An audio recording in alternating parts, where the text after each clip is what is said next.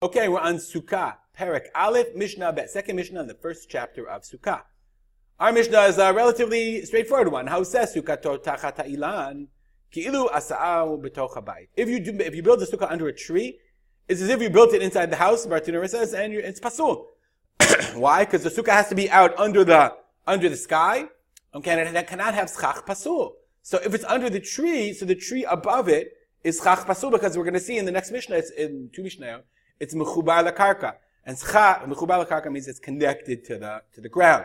Schach has to be cut off from the ground. So if I have my sukkah and it's under a tree, right? This tree is schach pasul. It's not kosher. Similarly, sukkah al gabe sukkah. If I have one sukkah on top of the other, ha'elyona kshera v'hatachtona psula. Right? The top sukkah is kasher, is good, and the other sukkah is not kasher. They built one of those in the Ot Kedumim. Here, I have a sukkah al gabe sukkah, one sukkah on top of another sukkah. Now, why you would build it that way, I have no idea. We're going to see these beds in here have a certain meaning as well.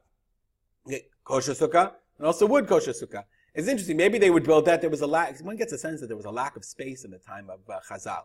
Okay, so you did what you had to do.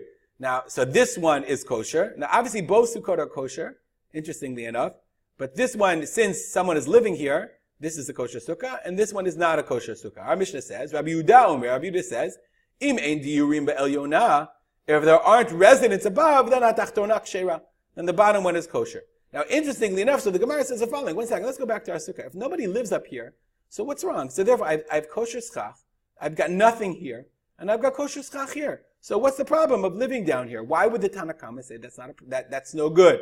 So let's look at the Bartunur, and the Gemara says, okay, lo nechleku Tanakama Rabbi Yehuda. They don't argue. If the top level is uninhabitable, and everybody agrees that you could live here. Okay, and if the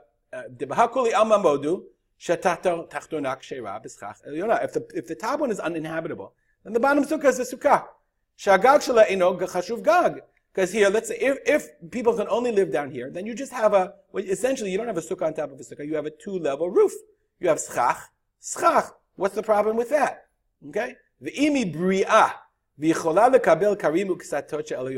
if the top level is healthy and can hold, furniture, then everyone agrees. This is a floor. If you can put stuff up here. So what do they argue? What do they argue? It can hold you, but difficulty. It's like a little scary. Okay? So that's the nature of the argument. So it